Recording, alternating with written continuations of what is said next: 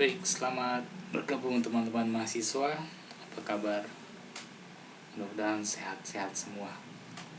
Baik, kali ini kita akan bahas masalah kedudukan bahasa Indonesia sebagai bahasa resmi yang dasarnya adalah bab 15 pasal 36 Undang-Undang Dasar 1945. Baik, untuk pertemuan kedua saya akan khusus membahas hal ini. Dalam hal ini ada 4 hal yang akan menjadi kedudukan yang dasarnya adalah pasal 36, yakni bahasa resmi negara, bahasa pengantar resmi di lembaga pendidikan, sebagai bahasa resmi dalam perhubungan tingkat nasional, dan untuk kepentingan perencanaan dan pelaksanaan pembangunan serta pemerintahan. Dan terakhir adalah bahasa resmi dalam pengembangan kebudayaan dan pemanfaatan ilmu dan teknologi. Kita akan bahas sedikit satu persatu. Yang pertama adalah sebagai bahasa resmi. Ini digunakan dalam acara resmi negara. Teman-teman, acara resmi negara banyak berupa sidang maupun penandatanganan kesepakatan.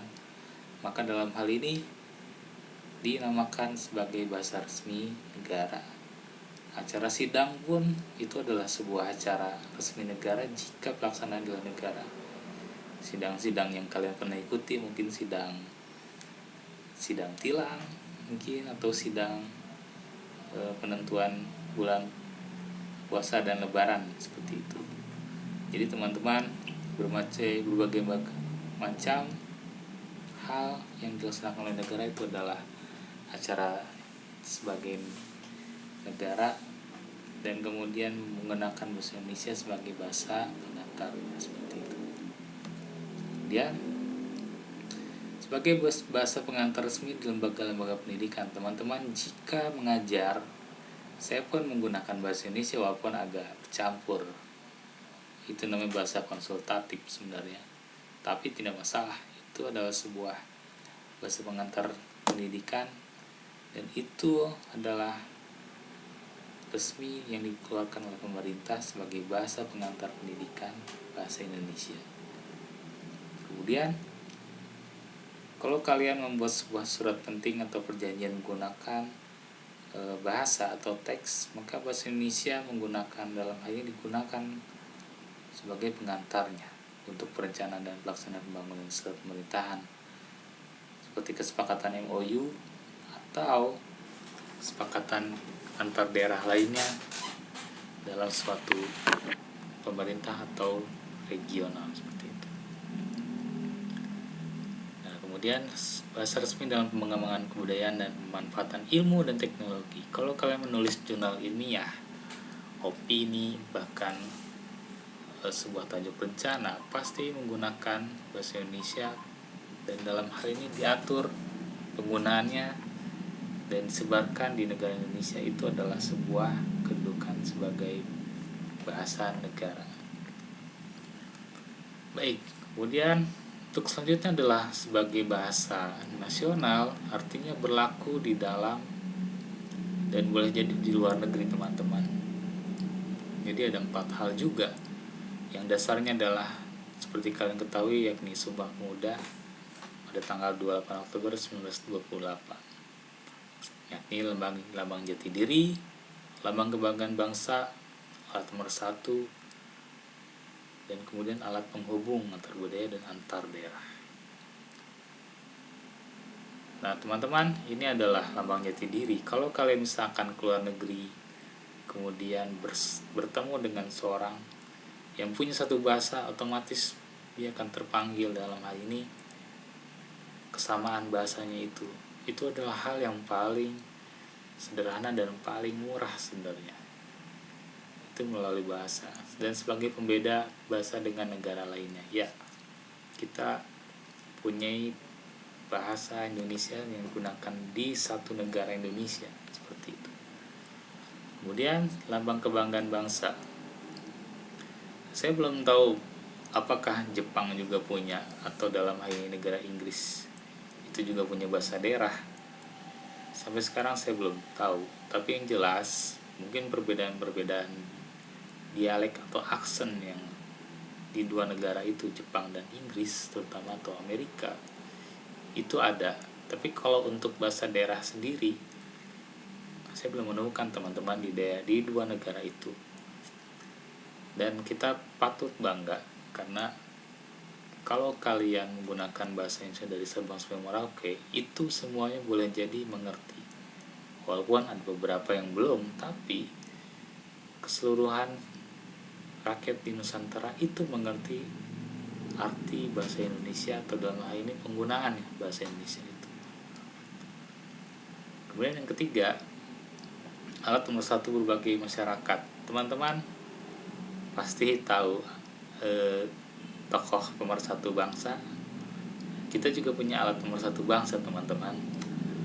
Kalau mungkin tokoh, kalian mungkin paling tahu ya, tokoh-tokoh pemersatu bangsa. Tapi dalam hal ini, bahasa Indonesia dinilai sebagai alat pemersatu bangsa. Iya, dari apa? Melalui Cita Rakyatnya yang ditulis dengan bahasa Indonesia. Kemudian podcast atau siniar ya. Siniar itu padanan dalam bahasa Indonesia. Dan kemudian terakhir adalah teater atau seni pertunjukan lainnya. Ketiga hal ini adalah alat nomor satu dan menggunakan bahasa Indonesia untuk mengantar ke seluruh penjuru Nusantara, seperti itu. Alat penghubung antar budaya dan antar daerah. Teman-teman, menghubungkan berbagai budaya dalam satu bahasa dan kemudian menghubungkan berbagai bidang pekerjaan kebijakan dalam satu bahasa. Teman-teman, ini maksudnya adalah jika dalam hal ini pertukaran budaya itu menggunakan bahasa Indonesia, minimal dalam hal ini ketika dipresentasikan, dan kemudian menghubungkan berbagai bidang pekerjaan atau kebijakan dalam satu bahasa. Maksudnya apa? Jadi dalam hal ini suatu bidang atau kebijakan seperti itu dari bahasa daerah lainnya, ketika dipresentasikan itu menggunakan bahasa Indonesia dalam penyampaiannya. Jadi intinya adalah menggunakan bahasa Indonesia dalam pengantar, walaupun dalam hal ini boleh jadi sedikit yang ia kuasai, tapi pengantar dalam bahasa Indonesia itu wajib ia kuasai, seperti itu. Nah, kemudian yang ketiga, yakni kedudukan bahasa Indonesia sebagai bahasa persatuan. Teman-teman, ada 3 hal di sini, yakni sebagai bahasa persatuan, penengah ego kesukuan, dan sebagai pelindung sentimen kedaerahan. Jadi ada ciri khas dalam hal ini yang dijadikan sebagai bahasa persatuan, yakni kenapa? Karena bersifat egaliter, artinya adalah bahasa yang setara, artinya tanpa membedakan golongan maupun strata, dan bisa dipelajari oleh siapapun. Ini adalah ciri khas dari bahasa Indonesia sebagai bahasa persatuan. Tidak, dalam hal ini tidak memandang status atau strata sosial dari rakyat yang lainnya, seperti itu. Kemudian mudah dimengerti ya, jelas ini ada mudah dimengerti, artinya karena dalam hal ini bahasa Indonesia itu dasarnya adalah SPOK yang seperti kalian ketahui, subjek, predikat, objek, dan keterangan atau pelengkap. Itu adalah salah satu standar dalam pelajari bahasa Indonesia. Kemudian bagi penegah ego kesukuan.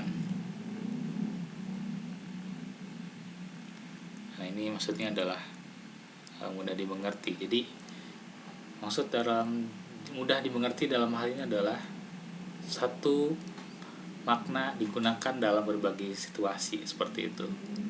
Kalau bahasa Inggris berbagai situasi atau makna, maka satu kata yang diungkapkan, seperti among, between, and above, yang membutuhkan keadaan spesifik untuk menggunakan ketiga kata tersebut. Mungkin kalian yang paling tahu penggunaan 3 kata ini, seperti itu. Kemudian sebagai penengah ego kesukuan, yang dasarnya dari sini. Baik. Nah, ini penengah ego kesukuan ya, teman-teman. Dan kemudian apa maksud dari penengah ego kesukuan? Maksudnya adalah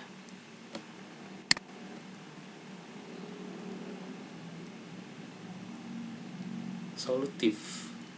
Artinya adalah solutif itu dia merupakan pemberi solusi dalam penggunaan bahasa sehari-hari.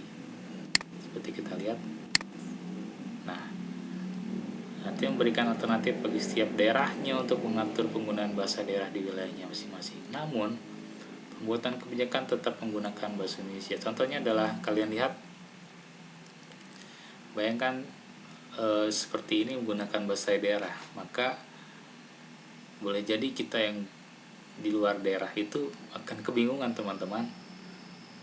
Jadi menggunakan bahasa Sunda atau bahasa Betawi seperti itu akan bingung. Maka dari itu bahasa Indonesia digunakan sebagai pengatur kebijakan dalam hal ini, contohnya adalah untuk mengatur kebijakan berlalu lintas seperti itu.